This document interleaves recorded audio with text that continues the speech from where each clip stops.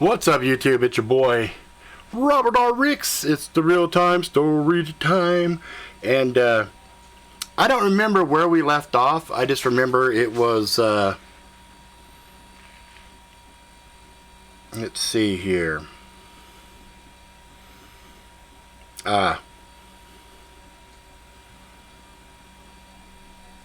Okay, let's see where we left off. What the fuck? You get out of here. Go. Stupid dog. Alright. So we left off. Ethan and team were dealing with the chimeras, which I like to usually call chimeras, but I know it's wrong. It's chimeras. So I have to keep reminding myself to call them chimeras because I forget sometimes. But anyway, hang on one second. I close this door.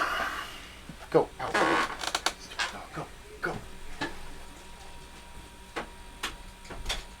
Okay. Now, you don't have to worry about a dog barking or anything else interrupting things. Okay. Ethan took cautious steps forward as Sparkles vanished again. She gasped. She could see the card in 3 of the chimeras. 1 was missing. Cat, 1 is missing. Ethan, as she relays to me, you're getting real time. I'll also augment your reflexes in case I see something you don't. Okay, I know the drill. He felt Cat flow through his body as she had done hundreds of times in the past. In an overhang in front of Ethan, the missing chimera was crouched and waiting. Sparkles couldn't see it because of the large rock formation that obstructed her view. Ethan passed under it, and the serpent's head struck with the speed of a bullet, and Sparkles saw the blur. Above you!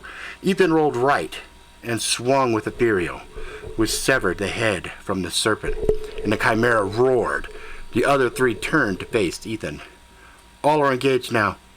They are watching, but they aren't moving. The chimera, which was hanging, dropped and tried to bite Ethan as it did.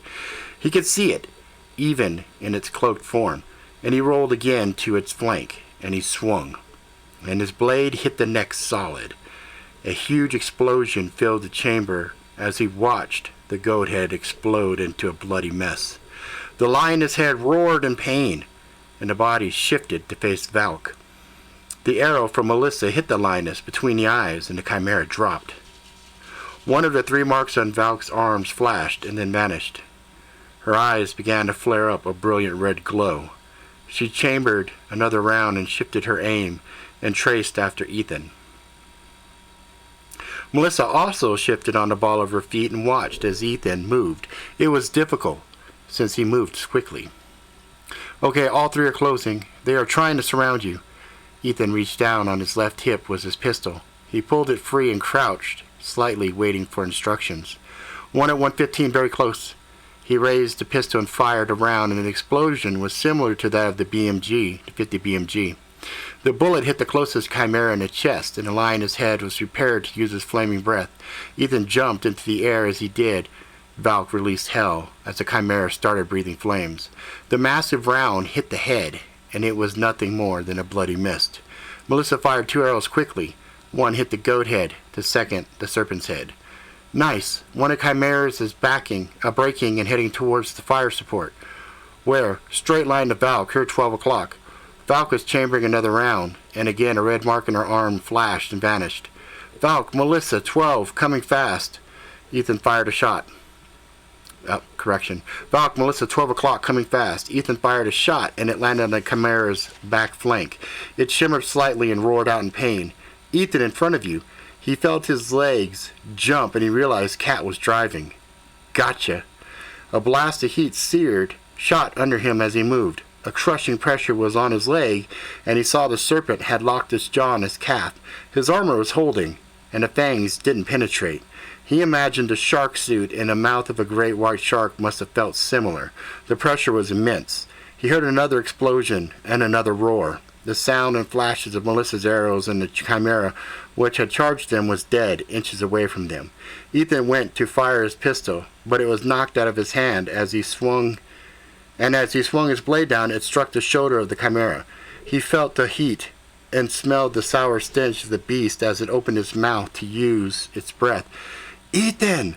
The flame shot out, and Ethan expected to feel searing pain, and he flinched. He opened his eyes and saw the flames didn't reach him through his armor. More specifically, the flames stopped an inch beyond where the armor was supposed to be.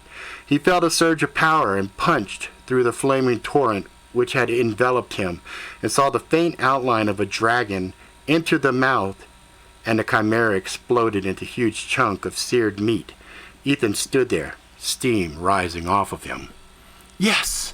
Holy shit!" said Valk. "How the hell?" said Melissa as she faced Valk. A third red mark on her arm flashed and disappeared. "Ethan's ring. His mother gave him a gift," said Valk with a smile. "One hell of a gift." Valk nodded and stood. She traced a glyph in the air and one on her gun. It floated forward in the air and vanished. Melissa watched and grinned. "Bounty hunter, huh? Dead or alive? Depends on the mark." They walked towards Ethan, who was examining his arms as the dragon returned to his skin and then faded slightly. "Where's the card?" asked Ethan.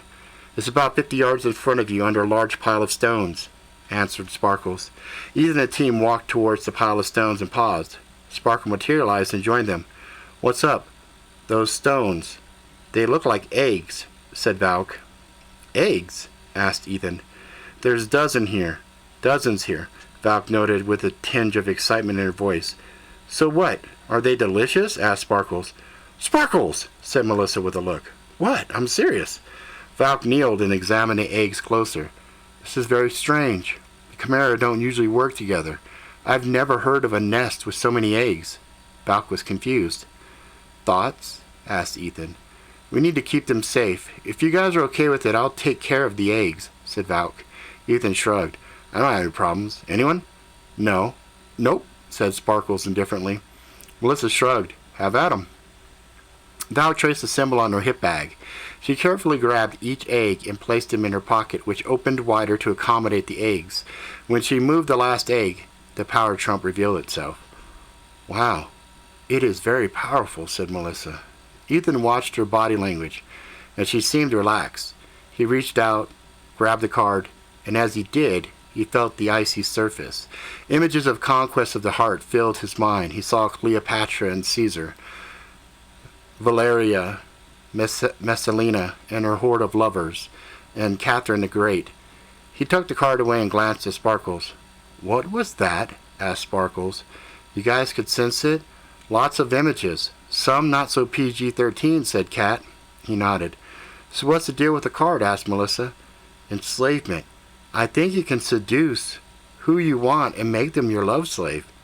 "Easy, Ethan. No matter what you try, I will never be your slave," Melissa teased in a playful, dramatic voice.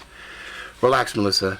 I had a long time to get over you. Plus, I think there's rules against us dating, right?" Even though Ethan joked, there was a part of Melissa which hurt.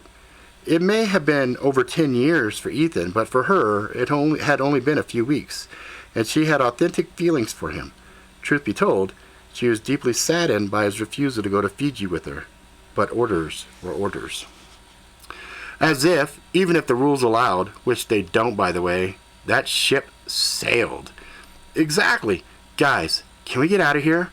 I am covered in fur, and it's hot." "Yeah, one sec." Ethan traced a glyph in the air and said, "Sanctum." The portal opened, and they all entered. All right. Chapter 24. Safe House. Council Safe House, 4:07 p.m., April 8th. Mordecai opened his eyes, and his head pounded like it had been smashed by mallets. His hands ached, and he reached up to perform a quick recovery spell, and was horrified to see he was missing fingers which were important for making the glyphs. Memories came back to what had happened. "Easy there, Mordecai," said a soft voice. Where am I?" "Council Safe House." "How'd I get here?" "Cat called it in, and we set a safety glyph, and your gear brought you. Why you didn't do it yourself is a question the Council has asked." Wasn't in the right mindset, if you catch my meaning. The man examined Mordecai and nodded. Don't worry about the fingers. I've done some healing spells. They'll come back in about a month, but it's going to hurt as they do. Then you're going to need to do some extensive rehab. You'll be spell slinging within 6 months if you follow my orders. You should be able to fight well enough in a month, though. That's okay, Doc. Hang on, guys. No more interruptions.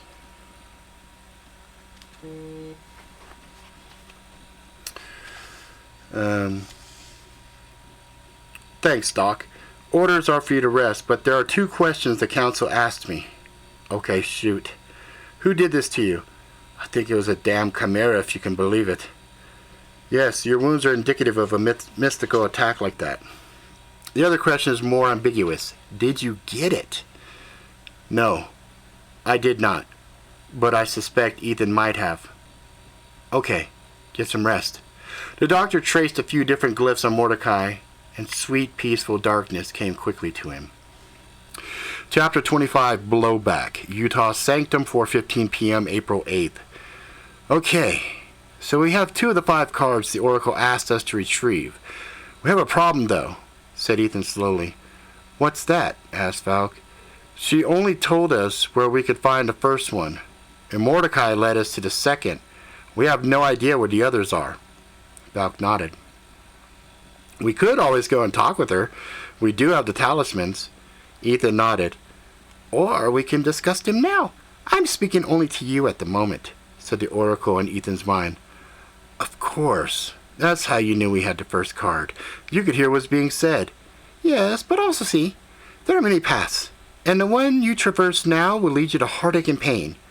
I leave your choices in your hand because, no matter what, the cards will make their way back to me. Ethan nodded. So you understand my fears and questions then? I don't need to explain myself? No. I've known since we met what path you might choose. I know you're a good man. I'll extend this warning only once. There is more to play here than you realize. Nothing is as it seems. I need to allow the threads to flow as they wish. Just tread carefully. I understand you can't be more specific. I plan to gather up the cards and give everyone enough rope to see who hangs themselves. As I said earlier, I understand. I will disclose to you the location of the 2 remaining cards that I know of.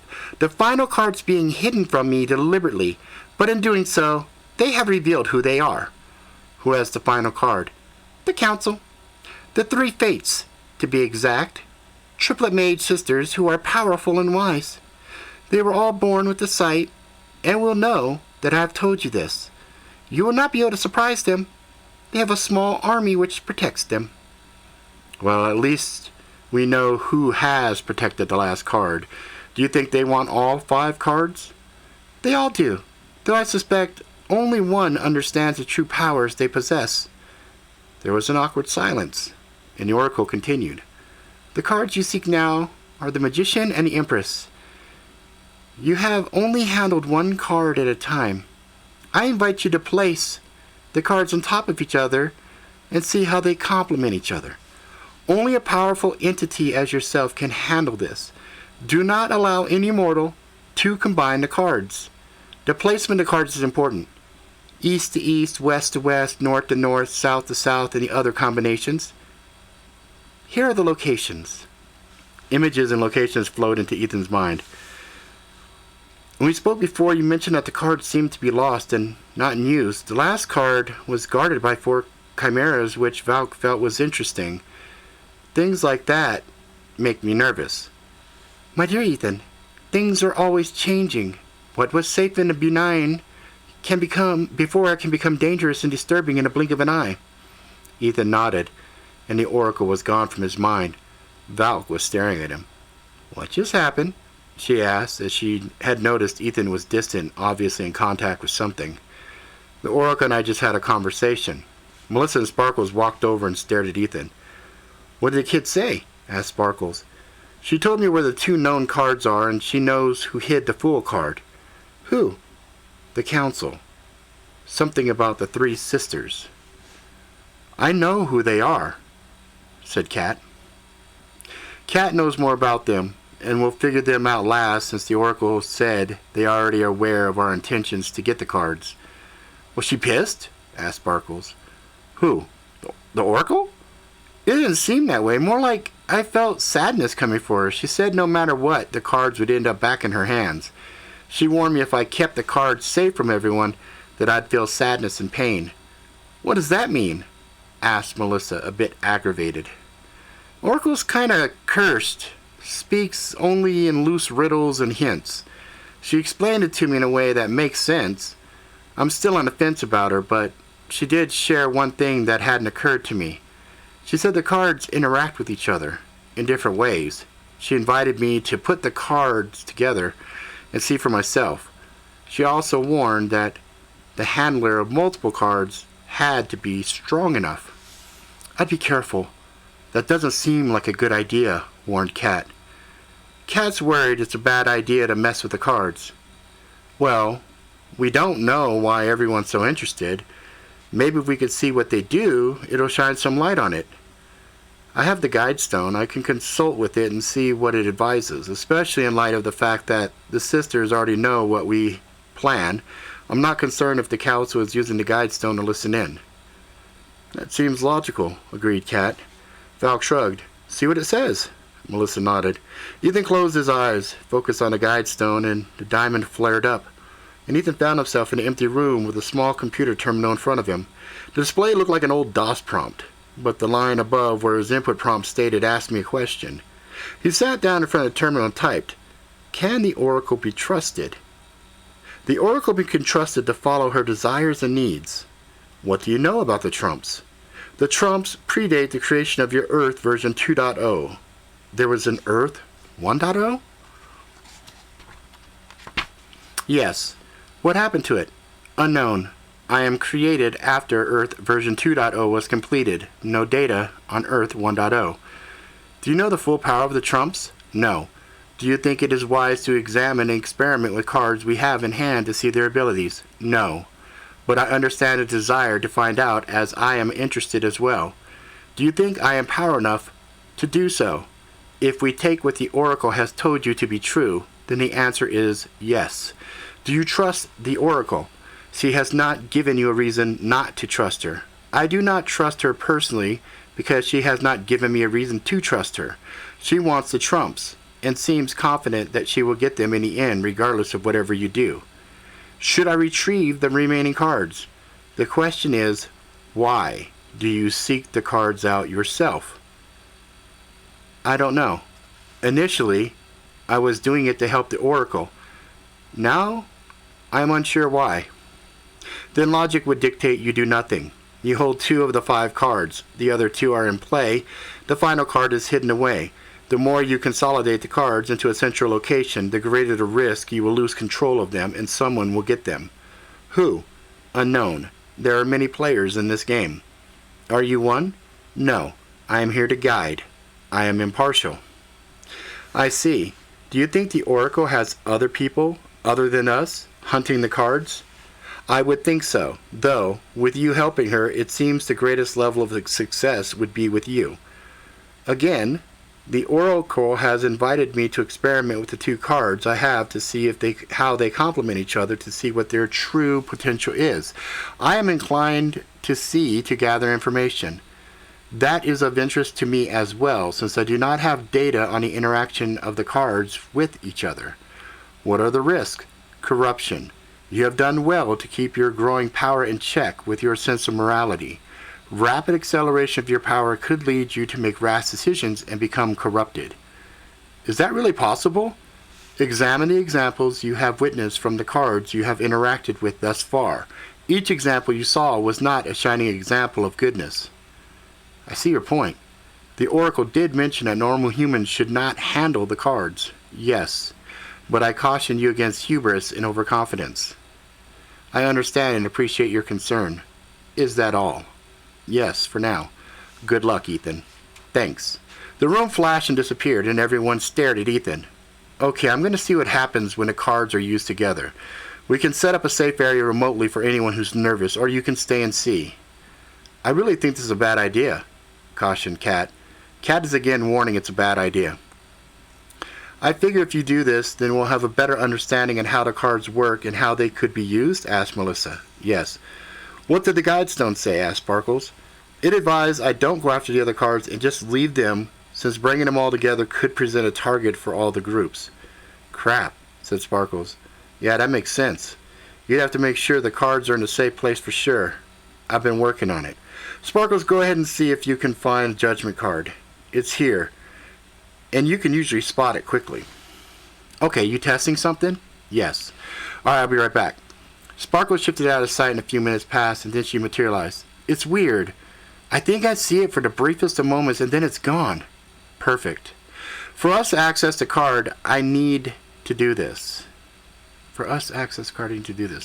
Ethan took his blade, pricked his finger. He traced a complicated symbol in the air, and despite the effort, the group could not recall the glyph. Judgment. And the card appeared in Ethan's hand. I see. You blood-marked the card, and you shifted it like what we did with the house, noted Sparkles.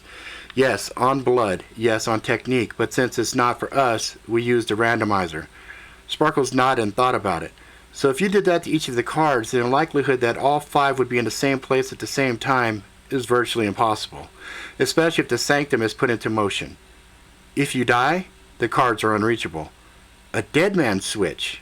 Asked Valk. Ethan nodded. Still risky, said Melissa. You'll always be hounded till the end of time for what? Well, we're about to find out. If you don't want to be here, sound off. I'm going to test these cards out. Ethan had judgment floating in front of one hand, and the lovers floated in front of the other. Melissa motioned. Several solid chairs materialized, as did a solid table. She motioned for everyone to sit. I'm in, she said as she sat. Hell yeah, I want to see, said Sparkles. This should be interesting, added Valk. This is bad, but I am with you, said Kat nervously. Okay, Kat's down as well. They all sat at the table and Ethan motioned, and the cards rested on the table in front of him. He rested his left hand on judgment, his right on the lovers. As before, he felt the previous owners and measured the card's powers. Nothing odd.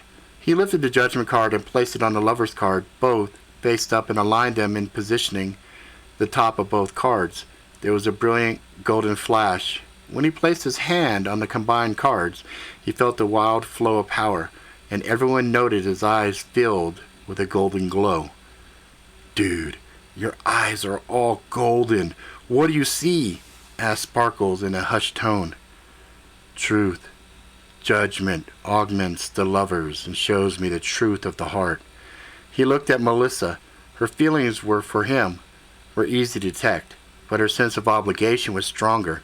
When he looked deeper, he could see in her past human life that she had a family, a beautiful family, where she sacrificed for her husband and children. Her husband got sick, and she worked hard to keep things going. She sacrificed more, and her prayers grew each night, and even when her husband died, she served her children, never seeking replacement for the love that she had lost. She never blamed God for the loss of her husband, and when the kids left the nest and she began her life, she was satisfied.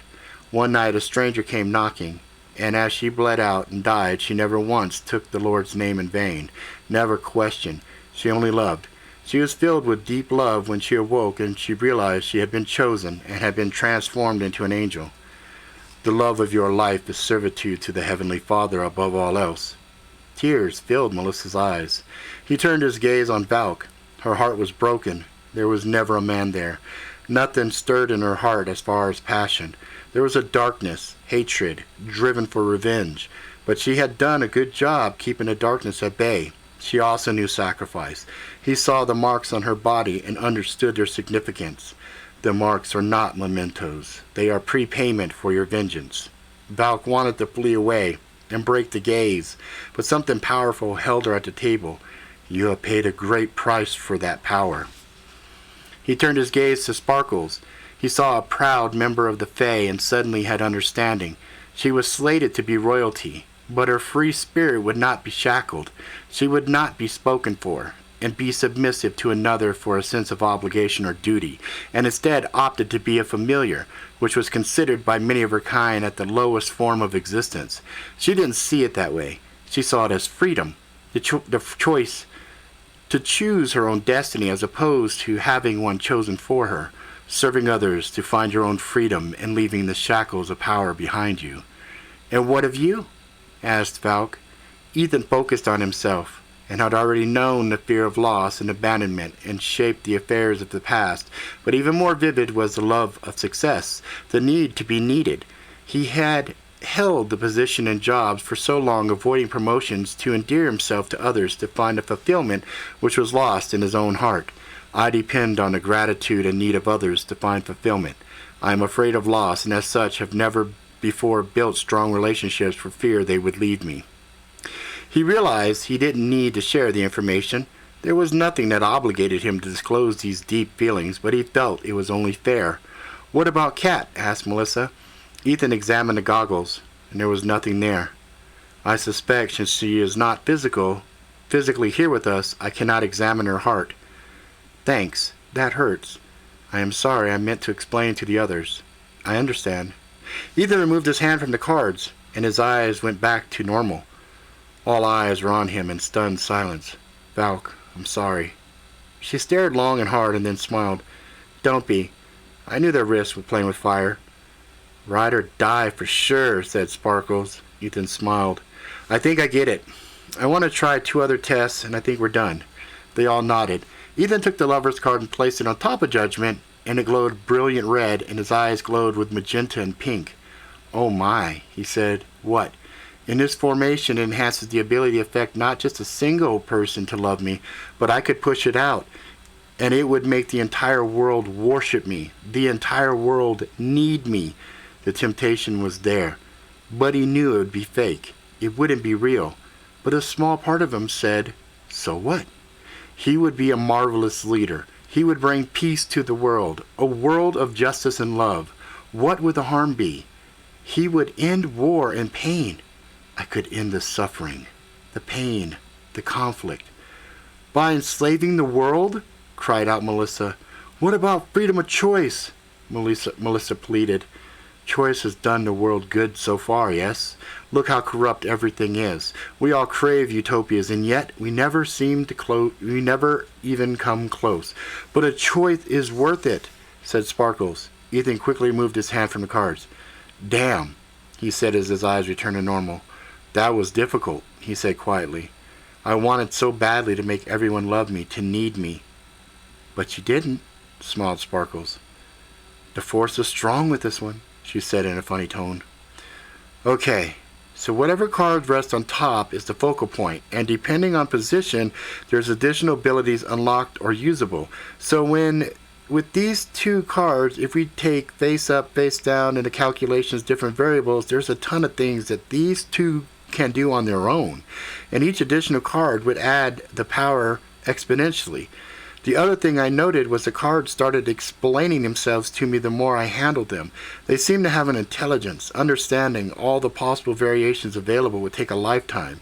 Seems the face-up plus top-up presents the strongest effect.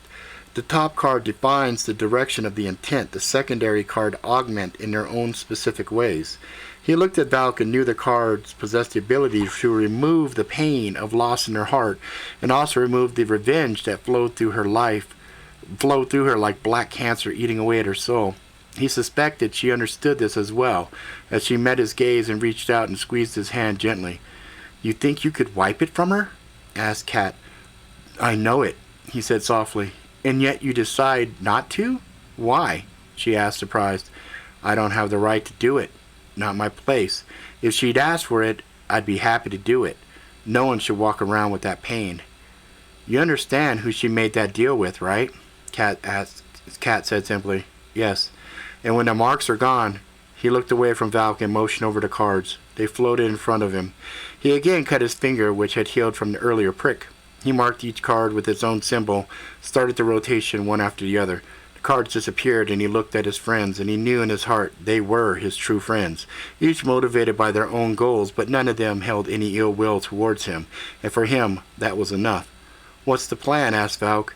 We need to get the other cards and hide them away. This kind of power cannot get to any of the groups. We can't trust them to do the right thing. After we have them in hand, we will meet the Oracle and go from there. Okay, which card is next? The Magician.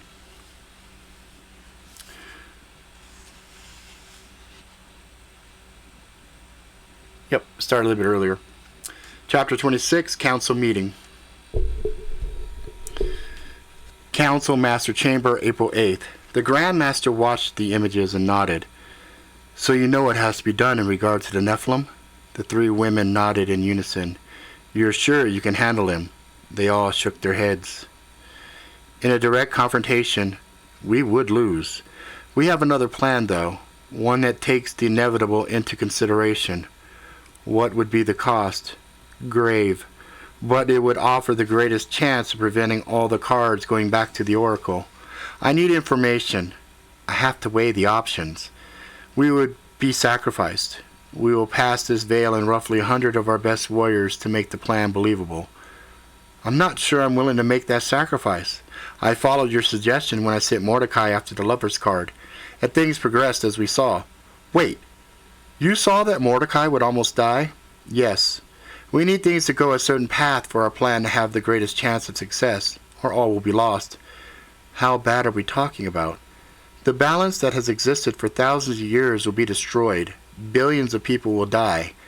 Billions more tormented. What if we turn the card over to heaven and let them deal with it? That is an option as well. That option will lead to another war, which will result in greater loss for humanity. Our plan, if it fails, has the least amount of bloodshed. He weighed their words and nodded. I understand. Please, proceed. The three women turned and walked out, leaving the Grandmaster alone with his troubled thoughts. Chapter 27, The Magician, Utah Sanctum, 5:30 p.m., April 9th. Melissa swung her sword hard, and Ethan deflected it as he continued to talk. Make sure when you swing in, you don't overcommit and get off balance.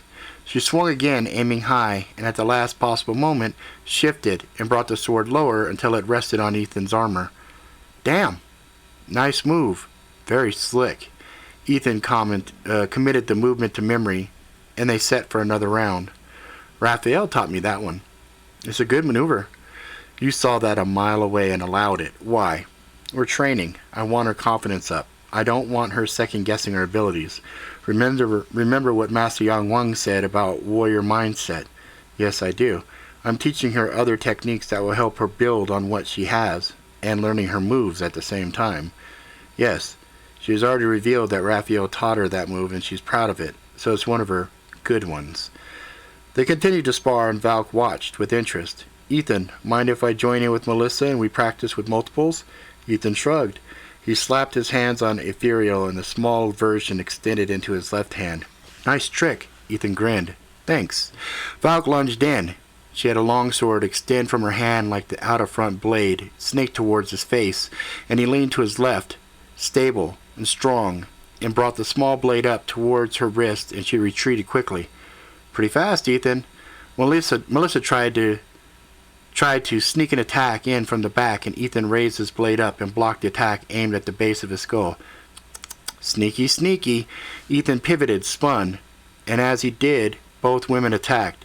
He blocked both blades, and with a move so fast, both women were surprised to find his blades under both of their chins. Melissa made a face. You've been playing with me. No, working with you. Big difference. Val grinned. Master Zoe would be proud of that last move. She bowed, and the blade vanished. As much as I enjoy watching a real-life version of Kung Fu Theater, are we going to discuss the next card? Asked Sparkles. Yes. Melissa was still playing the movements in her mind and was amazed at speed and power that Ethan possessed. The Oracle told me where the card is, and in reflection it makes sense to me why no one has retrieved it. Why? Sparkles asked. Because it's on a boat named the SS Bakimo, and most of the time it's resting on the bottom of the Mariana Trench. Any other times? Valk asked as she stretched. Seen floating around the Arctic. A ghost ship? Melissa put her sword in the sheath and joined in closer to the conversation. Well, the card keeps activating for some reason, and when it's activated, it sets the boat drifting around. What is the power of the Magician card on its own? She asked. Immortality, ability to turn normals into a powerful mage. What do we know about the ship? Asked Melissa. I was going to ask if anyone knew, admitted Ethan. Built in 1911, the Baie-Comeau was an enormous steam-powered cargo ship owned by the Hudson Bay Company, mainly used for transporting furs from northern Canada. The Baie-Comeau's first 9 journeys were relatively uneventful, but on its final journey in 1931, winter came early. Totally unprepared for the bitter weather, the ship eventually became completely trapped in ice. Most of the crew were rescued by plane, but the Baie-Comeau's captain and a few crew members decided to stick it out, make camp inside of the ship. One day a fierce blizzard blew up, obscuring the ship. When the storm abated, the Baie-Comeau had vanished. A hunter eventually spotted the steamer and alerted the remaining crew. After salvaging what they could, they set the ship adrift, fearing it wouldn't last the winter in the thick pack ice. As it turned out, the Baie-Comeau was tougher than anyone gave her credit. Over the next few decades, she was repeatedly sighted all across the Arctic and often drifting aimlessly out to sea. The last sighting was 1969, a full 37 years after she was abandoned. In 2006, the Alaskan government finally launched a ghost ship project to track down the Baie-Comeau. Despite their efforts, the ship has not been found. For all intent purposes, the Baie-Comeau is now disappeared without a trace. Valk was reading from her phone. Ethan nodded and smiled. You guys might have ditched phones, but Google is helpful, she said with a smile. So does it say anything about the captain and the crew? It doesn't look like it was the captain. Wikipedia mentions the ship was frozen and stuck, and 15 men, including the captain, stayed behind in a wooden structure they built, and then one day it was gone. The captain said he suspected the ship broke apart and sunk. So it's not the captain, probably one of the crewmen. In any event, one of the crew has the card, and it's on the boat. Whoever it has had a long time to learn how to use the card. Plus, spending a lot of time on the most remote and dangerous place on the planet must have its benefits. Not like a lot of people going down there to hunt for the Trump. What do you know about the trench? Everyone looked at Valk. Seriously? You guys should get phones. One sec. She typed on her phone and read and nodded. Let's see, it's close to 11 miles deep, ranges from 34 degrees Fahrenheit in normal areas to 700 degrees Fahrenheit and by active hydrothermal vents.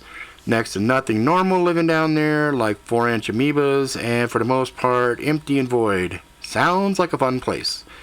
So we have 2 choices. Go down to that location, which I have from the Oracle, or we wait and try to catch it when it's in ghost ship mode. The Oracle added a time and place for the next appearance. Which is, asked Sparkles, quickly sounding a little stressed. 6 months from now. Crap, she said simply. Yep. Anyone ever use magic for deep sea diving? Yeah, guys, me and oceans don't mix. I'm gonna sit this one out. Not that I don't like getting wet or anything. I really don't like oceans. Ever since I was a little kitten, I've been terrified of it, said Sparkles with a nervousness in her voice, and Ethan felt deep in his core. Can't you just stay in the Astro? He asked. Yeah, I could. Problem is, you're going into the ocean, which is denser than air. In Astro, it's denser in certain ways. Not so much in the air, but the water. Water's very dense, so for me to push through 11 miles would be pretty exhausting. But you'd be safe. Yeah. What if we summoned you? Asked Melissa. And as you appeared, you shifted. Sparkles nodded. Yeah, I suppose I could do that. You guys gonna have a sub or something? Ethan smiled. A sub? Yeah, I think so. Oh no, the barrel spell? Asked Kat, alarmed. Yes, it worked. In the mile-deep well. It almost didn't. That was a long time ago. I think if we worked it all together, we could make a spell that would do something similar, but allow us to maneuver with it like a sub. We could try, she admitted. One of the trials I had to do at the monastery early on was figure out how to get to the bottom of a well and press a button. We created a magical barrel and using magic, pushed it down faster and faster. We hit the button, and the spell shattered, and I barely poured it out in time. So you almost died? Yeah, like I said, it was early on. I've gotten a lot stronger with my spells, and I have you guys too. I think if we plan and work a spell, we'd have a magic sub. Then all we need to do is think like astronauts and make suits that will allow us to go on a ship and find a card. We could also just go to Astral Plane and walk there, and then go in or focus on the suits and maybe make them maneuverable? Ethan shrugged. Both sounds like good ideas. It'd take you 22 hours to walk to the Astral. said Sparkles. Spacesuits with some kind of jetpacks might work, but it's probably a good idea to have that as well as a sub in case something happens to one of the team. We can use a recall trinket to get to the sanctum or the sub. Sparkles continued. Plus, it's going to be dark down there, so you're going to want light. Lots of lights. We'll need to be able to see. I doubt infravision is going to be very useful, but anything is good to try since none of us have been there before. Ethan stared at Sparkles. What? She said, staring back at him. Nothing. That was amazing. I agree with everything you said. The group nodded in agreement. I'm not all looks, you know. Okay, so let's think outside the box. Everyone think, if this was something you were going to do on your own, what do you think would be your strongest piece? Sparkles motioned, and pens and sheets of papers appeared. They all began scribbling glyphs and spells they felt would be useful on a magical sub going to the Mariana. An hour later, they looked at hodgepodge of papers that showed all the pieces and how they worked. I've never done anything like this, said Melissa. It's an interesting concept. Multiple mages from diverse backgrounds contributing to a common spell, said Valk, examining the sheets. Yeah, there's lots of spells I've never seen before. Can we meet individually so I can learn the spells? Said Ethan as he examined the notes. They agreed. 3 hours later, Ethan was confident in the spells. Okay, since I know what the spells are, I can help as each of you do your pieces. We'll hold off on the final trigger word until we are near the water so that we can create it. Furthermore, I will do a backup set of spells so I can recreate the sub if we need to on the fly. The protective suits will be in our wristbands that we'll create now. I'll modify your bands slightly so they have a variant of my armor spell. Finally, the same bands will allow us to communicate like walkie-talkies. Any questions? How about combat? Yeah, I was a little concerned about that as well. I think if we have something like a Chimera's waiting for us, we'll need to outsmart or outrun. Never done any kind of combat with that amount of water around me. I have no idea. So have to play it by ear. Speaking of Chimeras, how are the eggs, Valk? They're good. I have a special spell on them keeping them nice and warm. I have no idea what will happen when they hatch. Ethan nodded. He took a breath and after reviewing the sheets again smiled. Okay, let's get ready. 2 hours later the team looked at each other, and the spells were prepped and ready. All but Sparkles wore shimmering golden bands on their wrists. Ethan felt fine, but he could see the fatigue on everyone's faces. You guys good, or you need a solid night's sleep before we rock and roll? Sparkles yawned. I just need like 5 hours and I'm solid. Valk nodded. Unless you have stem spells handy, I'm wiped. I've never made so many spells so fast. Melissa shrugged. I don't sleep, so I'm fine. Okay, Melissa, let's let them get some rest and then we can meet back in about 5 hours. Ethan started walking to the back of the sanctum. Where are you going? Asked Melissa as she followed him. Ethan shrugged. I was just going to meditate. I figured you might need to report back to the home office or get some additional gear. You're more than welcome to chill or whatever. She nodded. Sparkles and Valk had laid down, and one of them was already snoring. I should report back, but I kinda don't want to. I'm afraid they might give me an order I don't want to follow. Know what I mean? She whispered. He nodded. Yeah, I do. I don't want you to get in any heat over what we're doing, though. So if you need to report in, I get it. If they ask you to do something crazy like take me out or get the cards, I understand that as well. But you can also report back to them. There's a very good chance the cards will be lost forever if I die. If I can even die. Let's not find out. I'm good. No need to check in. I have free reign over my decisions and I decide to check in when I see a problem. Besides, it would be horrible if I was to go check in and something happened to you and I wasn't here to protect you. What kind of guardian angel would I be? Yeah, especially with me being your first client and all. Hey, listen, I need you to understand something. I know you think you know me and understand me. My soul belongs to heaven, but you will always have my heart. I was afraid to say it before, but with the way the cards went, I guess I mean to say I love you, and I always will. But I also know because of the situation of who you are and of who you and I are, that's never going to be a real thing, is it? I'm afraid not. I love you too. Ethan hugged Melissa and held her for 5 hours while everyone slept. The sunbeams crept through the window and Sparkles was the first to wake up, and she smelled fresh coffee. Ethan and Melissa were nearby, sipping on theirs. Hook a cat up and make it a double. Valk opened her eyes and stood quickly. What about you, Valk? Coffee? No thanks. I needed that though. I think we should get ready to do this soon. I have a crazy headache, and I know it's 'cause of all these spells in my head. Ethan downed his coffee and nodded. He stood, facing the window. Melissa stood to his right. Val got in position to his left, and Sparkles stood on at his back. Okay, I'll open a portal, a little different than the ones we did in the past. This portal will open in front of each of us at the same location, so we have an unobstructed view of the ocean, so that we can weave our spells. He focused and said, Portalis Oceana. And in front of each team member, a large portal opened. They peered through easily, and it was the exact same spot. Valk was the first to speak. Sub, and there was an instant movement within the water in front of her. Melissa could sense the form in front of her and reached out with her mind as she continued, Ma. Sparkle saw much more of the vehicle form, and she smiled. Reen. The vehicle was almost intact now. Multiple pieces were there, all somewhat translucent. Ethan smiled as he could see most of the pieces were already working and solidified. He reached out and amplified and added in his power and his trigger word, launch. A brilliant flash, and suddenly there was bobbing in the water was a huge submarine that was both there and not there. You could see through it and see the seats inside. Everything was semi-transparent. This might just work, said Kat with a chuckle. Ah, ye of little faith, never a doubt in my mind. Ethan stepped through his portal, and the sub felt solid under his feet. It made no noise as he moved on its surface. He knew from the designs where the entrance was. He stepped in and walked forward, and the inside glowed beautifully. It was surrounded by water. He sat down and nodded to himself. Everything was there. He could feel the controls.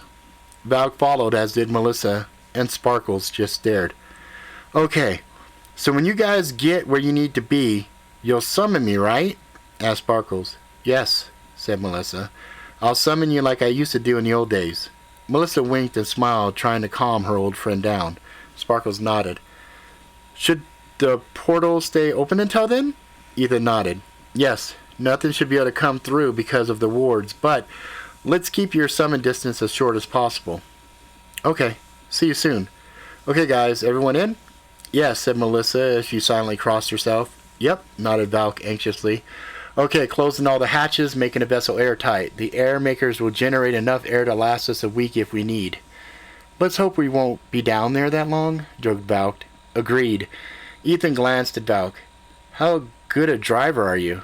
I'm amazing, she said with a grin. Well, if you want to drive it, any of us can. It'll follow your mental commands. You cool, Melissa? Asked Valk, glancing at her. Go for it.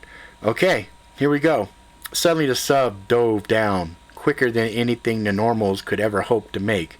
The sub moved so quick that at first it took them a moment to adjust their balance to its movement. Wow, she's sensitive, noted Valk as she adjusted. The sub plunged deeper and deeper. How long do you suppose to reach 11 miles? 10 minutes if we push her. Half hour if we pace ourselves. And make sure the spells hold the way they need to. In the event the spells fail, the wristbands kick in. You can speak while the suits are engaged, so you can use the port spells to get back to Sanctum. The sub dove. A small red glowing dot appeared on the wall in front of them. Is that our target? Asked Melissa. Yep. Cool. Valk gently continued pushing the sub to the location. How's the sub holding up? Asked Ethan the cat, knowing she was constantly scanning. Good. I'm not sensing any stress on it that would be of concern. So far, so good. 5 minutes in, the sub grew dark. Here's the lights. This will also let things down here know we're here, said Valk as the lights flared to life. That's comforting, said Melissa. Ethan nodded. Let's keep our eyes open. Call out anything odd you see. The light was amazingly bright. It lit up 200 yards in all directions, and Ethan noted how much better he felt with the light. Oh, is the powerful Ethan afraid of the dark? Joked Kat. You know the answer to that. Yeah, I know. Just messing with you. We're good. I can actually sense out further than 200. I can feel the temperature about 600 yards. Good to know. How about sound? Yeah, the acoustics down here are a little funny. But yeah, there's some sound here. Not a lot. When we were up higher, there was a lot. Now it's eerie. Okay, keep alert. The red marker grew brighter and bigger until they saw the ship in front of them, gently resting on the bottom of the trench. She was 230 feet long and appeared unharmed. She looked perfectly preserved. Okay, there she is. Get us a little closer so we could see some more detail. Val got them within 10 feet, and they could see she was indeed in perfect condition. No marring, no damage. Okay, Melissa, if you'd be so kind as to get Sparkles. Melissa motioned and said a few syllables which made no sense in one arc with her hand and a glyph in the air. Sparkles. A moment later, Sparkles was standing there shivering with fear as she looked around. She wasted no time shifting to the Astro. Okay, I hear her. She says the card is in the middle of the ship. She can see through the ship's hull slightly, and the card is brightly lit. Maybe if the card's power is being used, it glows brighter? We'll need to experiment with it when we get back to the sanctum, noted Ethan.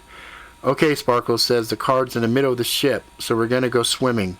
Not really swimming. We'll move similar to the way the sub moved. He slapped his wristband, and the armor plating, which normally extended over him, was thicker, covered everything. Melissa and Valk engaged their armor and marveled at it. Okay, you guys hear me? Asked Ethan. Yep, loud and clear, said Valk. Yes, I can hear you good, agreed Melissa. Okay, Kat, let Sparkles know we're heading in. Ethan motioned and a port on the sub opened up, and the wards held no water entered. That's a good sign, he says as he stepped out. The pressure was there, and he was relieved it was only slightly noticeable. He started to sink, and he quickly focused on the ship in front of him. Valk and Melissa did the same, and they followed him. He got to the top of the ship and noticed there was an open door. Maybe someone is expecting us? Wondered Valk. He motioned, and a small light ball, a tiny variant of the light from the sub, appeared in front of him. He gestured, and it floated forward and entered the doorway. He looked in and saw the view was slightly distorted. He continued forward, and as he passed through, saw it was filled with air. Kat, can you check the air really quick? I don't plan on removing the protection spell. Just curious is all. It's breathable. The air is about 65 degrees. Interesting. Valk and Melissa followed him and looked around. It's full of air? Asked Valk, amazed, knowing how much magic would be required to fill a ship with air and protect it from the immense pressure as deep as they were. Looks that way. Let's keep our protections up, though, just in case. Ask Sparkles which way. She says 50 feet in front of you you'll see a set of stairs leading down. Go there and head below. Okay, Sparkles says this way. Ethan walked forward and found the stairs and continued down. Everything in here looks new, commented Melissa as they walked. Do you guys notice how much magic is flowing around here? Asked Valk. Melissa nodded. Yes, this place is practically glowing with it. As they continued, Ethan motioned for everyone to stop. You hear that? He said slowly. Yeah, sounds like music. Valk listened intently. And laughter, added Melissa. A party? Asked Ethan, amazed. They continued on towards the music and laughing. Sparkle says you're almost there. A large door stood before them, and the party was raging on the other side. Ethan reached down and hesitated over the handle. No wards I can sense, informed Kat. He nodded. He also detected none, but was cautious anyway. He opened the door and flung it open, and saw a skinny man in a chair being fed grapes by 3 women who were scantily dressed in pirate uniforms. There were 6 other women dancing and laughing. They all stopped and stared. The music was still playing when the man looked up and noticed all the women had stopped. What? He said, annoyed. He motioned and the music stopped. What the hell is the problem? One of the girls took his head gently and turned it to face Ethan, Valk, and Melissa. Oh! We have visitors! He exclaimed excitedly. Who are you? Asked Melissa as she examined all the women. Ethan, those are succubi, warned Kat. Succubi? He asked, confused. Yes, as in multiple versions of a singular succubus. What's a succubus? Demons. These don't look like the types I've seen before, though. They seem different, she noted. Me? I'm captain of this here ship. And your name? Asked Ethan, keeping a wary eye. Captain Albert Alistair. And who, my dear, are you and your friends? More gifts from the master? He asked Melissa. I am Melissa, this is Valk, and he is Ethan. We're here for the trump. We're here for the trump card known as the Magician. His face got serious. How do you know about my card? It was stolen long ago from its rightful owner. We're here to retrieve it and return it. One of the succubus caressed his face. You are the owner. Have been for over 86 years. No one has the right to captain it but you. Oh, no one has rights to a captain but you. He rubbed his youthful chin, his eyes widened. 86 years. Has it been that long? It matters not. They should not be here. Command us to rid the ship of them. Sparkle said the card is in his vest pocket. I'm sorry my girls here are rude and blunt. When I found the card and used it by accident the first time, the ship sailed on its own. Then it sank. Then I got it up again, and then it sank again. I got lonely and learned how to summon a beautiful companion. After the third one, a man showed up and taught me how to use the card more, and said one day he would thank me for my sacrifice. I didn't understand what he meant. I've been able to eat, sleep, drink, party with these beauties, and it just keeps going on a loop. I tried to sail home, but the ship would always return before we'd get close. I settled into my fate to be stuck here. Then after I gave up trying to get home, every so often the ship would rise up and somehow and sail a bit and then return here. When did the man say this to you? He glanced at the succubus who was on his lap. When was that? 20 years ago, she said softly. Guys, Sparkles is freaking out. She says she sees something massive under the ship moving. The ship lifted slightly. Oh, looks like the ship might be going up again, Albert said with a smile. Captain, come with us. We'll get you out of here. Figure everything out, said Melissa. No. You leave him alone. He's ours, hissed one of the succubi who held his collar tightly. The succubi surrounded Albert. Captain, order girls to step away and come with us. We don't want to hurt anyone. We just need the card. If you lose the card, you will grow old and die, said one of the succubi. He considered what she said and smiled. Girls, I order you to step to the side and let me talk with these good people. The succubi hissed and screamed. Silence, he commanded. They fell quiet. It was obvious he had learned how to use the power of the card well. I suppose once I hand you the card, I grow old. I'll die. I won't have control over them. They probably will try to kill you, he said regrettably. It doesn't have to be this way. Come with us. We can figure other magic to keep you alive, said Melissa. You know what, pretty lady? I'm tired. So tired. I partied so much it's become a curse for me.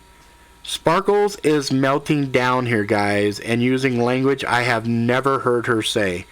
Ethan pulled his sword, and Val pulled hers as well. The captain reached into his vest and pulled the card and handed it to Melissa. As the card left his hand, the fingers turned to dust, and the man was no more. Instantly, the succubi attacked, screaming and charging with blades. Ethan took down 4 with a single swing. Val dispatched 2. Fight and run, yelled Kat. Retreat and fight, we're going now. Val darted through the door, as did Melissa. 3 succubi dropped to Ethan's next swing. Last one smiled and pressed a pendant on her chest and vanished. Ethan turned and bolted the way they came. 2 minutes later, they were outside the ship, and their view was obscured by debris and inky clouds of darkness. You're almost there, said Kat. Guys, link up with me. I don't want to lose anyone. Val grabbed his hand, and Melissa had Valk's. They got back to the sub, and Sparkles was there waiting.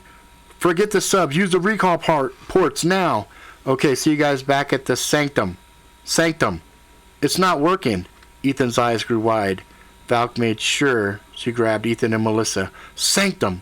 Why is it not working? Oh, hell. I see it. Valk, get us out of here now as fast as you can go. Valk sat down and the sub lunged upwards.